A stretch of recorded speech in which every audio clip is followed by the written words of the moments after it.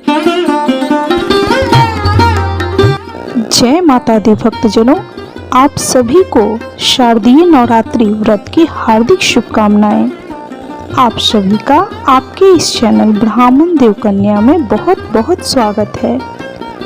आज हम इस वीडियो में अथ श्री दुर्गा सप्तशी पंचम अध्याय का श्रवण करेंगे। तो बोलिए जय माता दी, जय माता दी, जय माता दी। ओम इस उत्तर चरित्र के रुद्र ऋषि हैं, महासरस्वती देवता हैं, अनुष्टुप छंद हैं, भीमा शक्ति हैं, भ्रामरी बीज हैं, सूर्य तत्व हैं और सामवेद स्वरूप हैं। महासरस्वती की प्रसन्नता के लिए उत्तर चरित्र के पाठ में इसका विनियोग किया जाता है। जो अपने कर कमलों में घंटा, शूल, हल, शंख, मूसल, चक्र, धनुष और बाण धारण करती हैं, शरद ऋतु के शोभा संपन्न चंद्रमा के समान जिनकी मनोहर कांति है, जो तीनों लोकों की आधारभूता और शुंभ आदि दैत्यों का नाश करने वाली हैं, तथा गौरी के शरीर से जिनका प्राकट्य हुआ है, उन महासरस्वती देवी का मैं निरंतर भजन करता हूँ।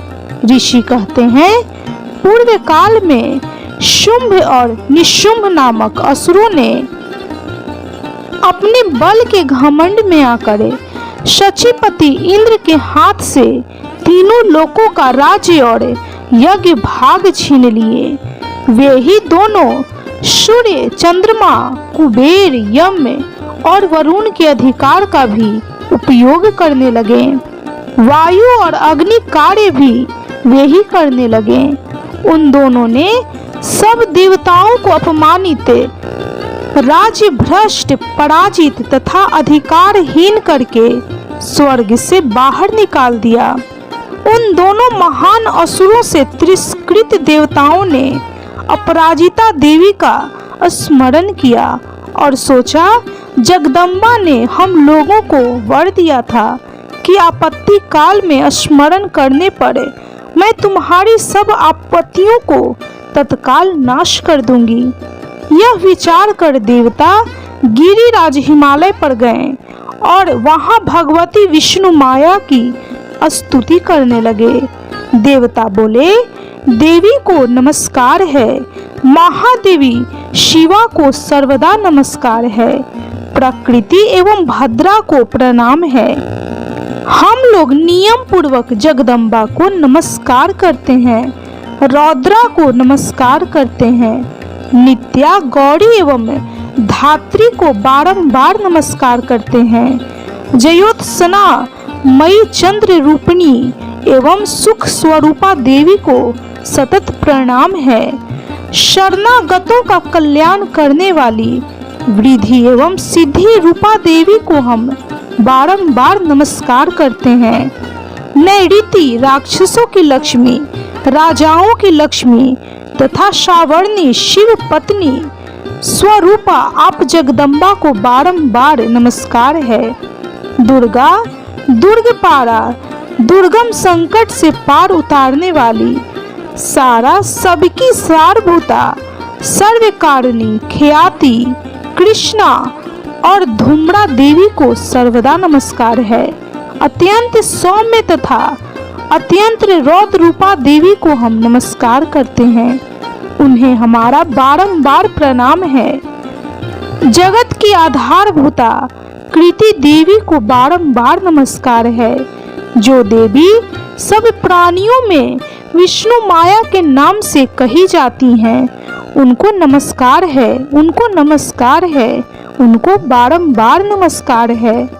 जो देवी सब प्राणियों में चेतना कहलाती हैं, उनको नमस्कार, उनको नमस्कार, उनको बारंबार नमस्कार है। जो देवी सब प्राणियों में बुद्धि रूप से स्थित हैं, उनको नमस्कार, उनको नमस्कार, उनको बारंबार नमस्कार है। जो देवी सब प्राणियों में निंद्रा रूप से स्थित हैं, उनको नमस्कार, उनको नमस्कार, उनको बारंबार नमस्कार है। जो देवी सब प्राणियों में क्षुधा रूप से स्थित हैं, उनको नमस्कार, उनको नमस्कार, उनको बारंबार नमस्कार है। जो देवी सब प्राणियों में छाया रूप से स्थित हैं, उनको नमस्कार, उनको नमस्कार, उनको बारंबार नमस्कार है। जो देवी सब प्राणियों में शक्ति रूप से स्थित हैं, उनको नमस्कार, उनको नमस्कार, उनको बारंबार नमस्कार है।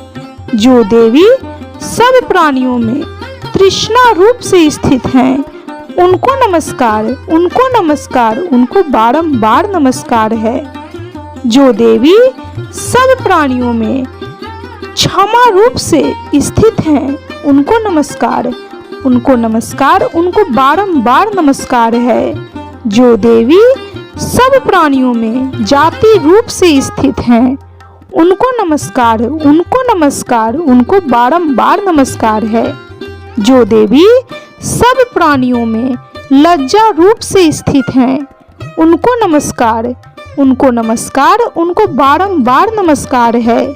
जो देवी सब प्राणियों में शांति रूप से स्थित हैं, उनको नमस्कार, उनको नमस्कार, उनको बारंबार नमस्कार है।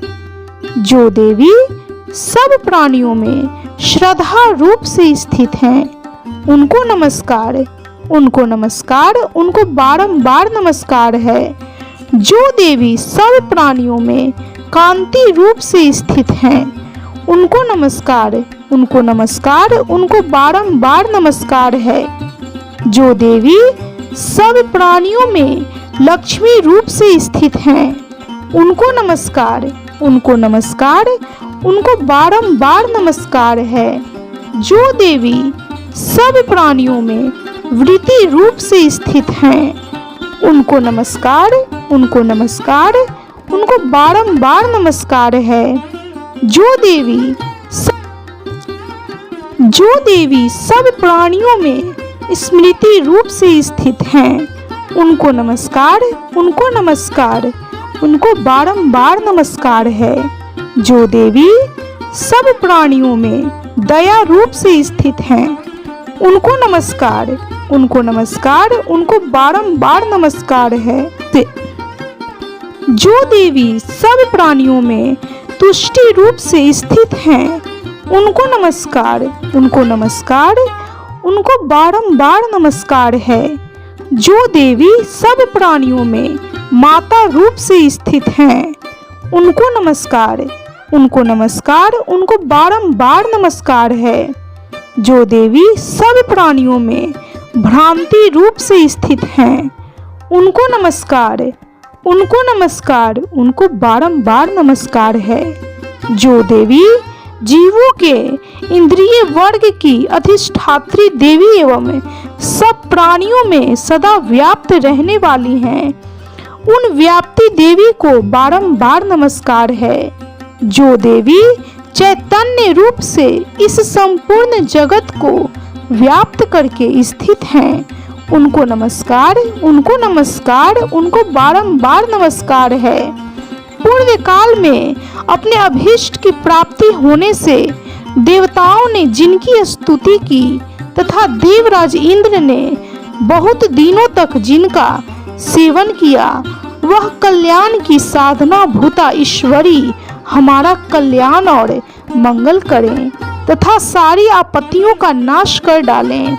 उदंड दैत्यों से सताए हुए हम सभी देवता जिन परमेश्वरी को इस समय नमस्कार करते हैं तथा जो भक्ति से विनम्र पुरुषों के द्वारा स्मरण किए जाने पर तत्काल ही संपूर्ण विपत्तियों का नाश कर देती हैं, वे जगदम्बा हमारा संकट दूर करें। ऋषि कहते हैं, राजन, इस प्रकार जब देवता स्तुति कर रहे थे उस समय पार्वती देवी गंगा जी के जल में स्नान करने के लिए वहां आई। उन सुंदर भौहों वाली भगवती ने देवताओं से पूछा, आप लोग यहाँ किसकी स्तुति करते हैं? तब उन्हीं के शरीर कोष से प्रकट हुई शिवा देवी बोली, शुंभ दैत्य से तिरस्कृत और युद्ध में निशुंभ से पराजित हो यहाँ एकत्रित हुए ये समस्त देवता यह मेरी ही स्तुति कर रहे हैं। पार्वती जी के शरीर कोष से अंबिका का प्रादुर्भाव हुआ था, इसलिए वे समस्त लोकों में कौशिकी कही जाती हैं। अतः वे हिमालय पर रहने वाली कालिका देवी के नाम से विख्यात हुईं। तदंतर शुंभ निशुंभ के भृत्य चंड मुंड वहां आए और उन्होंने परम मनोहर रूप धारण करने वाली अंबिका देवी को देखा। फिर वे शुंभ के पास जाकर बोले, महाराज, एक अत्यंत मनोहर स्त्री है जो अपनी दिव्य कांति से हिमालय को प्रकाशित कर रही है। वैसा उत्तम रूप कहीं किसी ने भी नहीं देखा होगा। असुरेश्वर, पता लगाइए कि वह देवी कौन है और उसे ले लीजिए। स्त्रियों में तो वह रत्न है, उसका प्रत्येक अंग बहुत ही सुंदर है तथा वह अपने श्री अंगों की प्रभा से संपूर्ण दिशाओं में प्रकाश फैला रही है। हे दैत्यराज, अभी वह हिमालय पर ही मौजूद है, आप उसे देख सकते हैं। हे प्रभु, तीनों लोकों में मणि, हाथी और घोड़े आदि जितने भी रत्न हैं वे सब इस समय आपके घर में शोभा पाते हैं। हाथियों में रत्नभूत ऐरावत, यह पारिजात का वृक्ष और यह ऊंचा श्रवा घोड़ा, यह सब आपने इंद्र से ले लिया है। हंसों से जुता हुआ यह विमान भी आपके आंगन में शोभा पाता है। यह रत्नभूत अद्भुत विमान जो पहले ब्रह्मा जी के पास था अब आपके यहाँ लाया गया है। यह महा पद्म नामक निधि आप कुबेर से छीन लाए हैं। समुद्र ने भी आपको किंजली कणी नाम की माला भेंट की है जो केसरों से सुशोभित है और जिसके कमल कभी कुंभलाते नहीं हैं। सुवर्ण की वर्षा करने वाला वरुण का छत्र भी आपके घर में शोभा पाता है तथा यह श्रेष्ठ रथ है जो पहले प्रजापति के अधिकार में था अब आपके पास मौजूद है। हे दैत्येश्वर, मृत्यु की उत्क्रांतिदा नाम वाली शक्ति भी आपने छीन ली है तथा वरुण का पाश और समुद्र में होने वाले सब प्रकार के रत्न आपके भाई निशुंभ के अधिकार में है। अग्नि ने भी स्वतः शुद्ध किए हुए 2 वस्त्र आपकी सेवा में अर्पित किए हैं। हे दैत्यराज, इस प्रकार सभी रत्न आपने एकत्र कर लिए हैं। फिर जो यह स्त्रियों में रत्न रूपी कल्याणमयी देवी है, इसे आप क्यों नहीं अपने अधिकार में कर लेते? ऋषि कहते हैं, चंड मुंड का यह वचन सुनकर शुंभ ने महादैत्य सुग्रीव को दूत बनाकर देवी के पास भेजा और कहा, तुम मेरी आज्ञा से उसके सामने ये बातें कहना और ऐसा उपाय करना जिससे प्रसन्न होकर वह शीघ्र ही यहाँ आ जाए। वह दूत पर्वत के अत्यंत रमणीय प्रदेश में जहाँ वह देवी मौजूद थी गया और मधुर वाणी में कोमल वचन बोला। दूत बोला, हे देवी, दैत्यराज शुंभ इस समय तीनों लोकों के परमेश्वर हैं। मैं उन्हीं का भेजा हुआ दूत हूँ और यहाँ तुम्हारे ही पास आया हूँ। उनकी आज्ञा सदा सब देवता एक स्वर में मानते हैं, कोई उसका उल्लंघन नहीं कर सकता।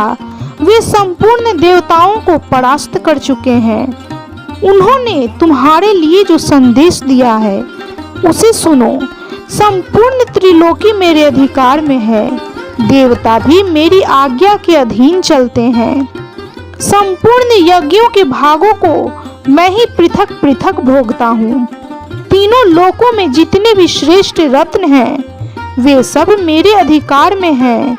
देवराज इंद्र का वाहन ऐरावत जो हाथियों में रत्न के समान है मैंने छीन लिया है। क्षीर सागर का मंथन करने से जो अश्व रत्न उच्चैः श्रवा प्रकट हुआ था, उसे देवताओं ने मेरे पैरों पर पकड़कर समर्पित किया है। सुंदरी, उनके सिवा और भी जितने भी रत्न भूत पदार्थ देवताओं, गंधर्वों और नागों के पास थे, वे सब मेरे ही पास आ गए हैं। हे देवी, हम लोग तुम्हें संसार की स्त्रियों में रत्न मानते हैं, अतः तुम हमारे पास आ जाओ, क्योंकि रत्नों का उपभोग करने वाले हम ही हैं। चंचल कटाक्षों वाली सुंदरी, तुम मेरी या मेरे भाई महापराक्रमी निशुंभ की सेवा में आ जाओ, क्योंकि तुम रत्न स्वरूपा हो। मेरा वरण करने से तुम्हें तुलना रहित महान ऐश्वर्य की प्राप्ति होगी। अपनी बुद्धि से यह विचार करे, तुम मेरी पत्नी बन जाओ। ऋषि कहते हैं कि दूत के यों कहने पर कल्याणमयी भगवती दुर्गा देवी, जो इस जगत को धारण करती हैं, मन ही मन गंभीर भाव से मुस्कुराई और इस प्रकार बोली। देवी ने कहा, दूत, तुमने सत्य कहा है, इसमें तनिक भी मिथ्या नहीं है।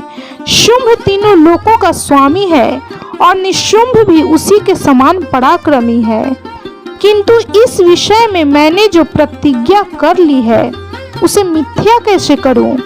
मैंने अपनी अल्प बुद्धि के कारण पहले से जो प्रतिज्ञा कर रखी है उसे सुनो। जो मुझे संग्राम में जीत लेगा, जो मेरे अभिमान को चूर्ण कर देगा तथा संसार में जो मेरे समान बलवान होगा, वही मेरा स्वामी होगा। इसलिए शुंभ अथवा महादैत्य निशुंभ स्वयं ही यहाँ पधारे और मुझे जीतकर शीघ्र ही मेरा पाणी ग्रहण कर ले। इसमें विलंब की क्या आवश्यकता है? दूत बोला, हे देवी, तुम घमंड में भरी हो, मेरे सामने ऐसी बातें ना करो। तीनों लोकों में कौन ऐसा पुरुष है जो शुंभ निशुंभ के सामने खड़ा हो सके? देवी, अन्य दैत्यों के सामने भी सारे देवता युद्ध में नहीं ठहर सकते, फिर तुम अकेली स्त्री होकर कैसे ठहर सकती हो? जिन शुंभ आदि दैत्यों के सामने इंद्र आदि सब देवता भी युद्ध में खड़े नहीं हुए, उनके सामने तुम स्त्री होकर कैसे जाओगी? इसलिए तुम मेरे ही कहने से शुंभ निशुंभ के पास चली चलो। ऐसा करने से तुम्हारे गौरव की रक्षा होगी, अन्यथा जब वे केश पकड़कर घसीटते तब तुम्हें अपनी प्रतिष्ठा खोकर जाना पड़ेगा। देवी ने कहा, तुम्हारा कहना ठीक है। शुंभ बलवान है और निशुंभ भी बड़े पराक्रमी हैं, किंतु क्या करूं? मैंने पहले बिना सोचे समझे प्रतिज्ञा कर ली है, अतः अब तुम जाओ। मैंने तुमसे जो कुछ कहा है वह सब दैत्यराज से आदर पूर्वक कहना, फिर वे जो उचित जान पड़े करें। इस प्रकार श्री मार्केंड पुराण में सावर्णिक मनवंतर की कथा के अंतर्गत देवी महात्म्य में देवी दूत संवाद नामक 5वां अध्याय संपूर्ण हुआ। तो बोलिए, देवी जगदम्बा की जय, देवी माँ काली की जय, श्री दुर्गा माता की जय, माँ जगन माता कामेश्वरी की जय, माँ परमेश्वरी की जय। भक्तजनों, बंधुजनों, इस प्रकार श्री दुर्गा सप्तशती पाठ के 5वें अध्याय की यह कथा संपन्न हुई। भगवान माँ दुर्गा, माँ जगदम्बा, माँ अम्बे, माँ कामेश्वरी, माँ सुरेश्वरी, माँ परमेश्वरी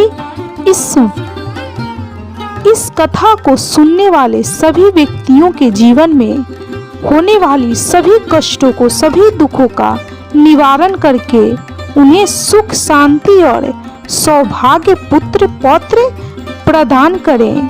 तो भक्तजनों, इस प्रकार यह कथा संपन्न हुई। यदि आपको यह कथा अच्छी लगी हो तो प्लीज वीडियो को लाइक कीजिए। चैनल पे नए हैं तो कृपया चैनल को सब्सक्राइब करें और बेल आइकन को प्रेस करना बिल्कुल भी ना भूलें।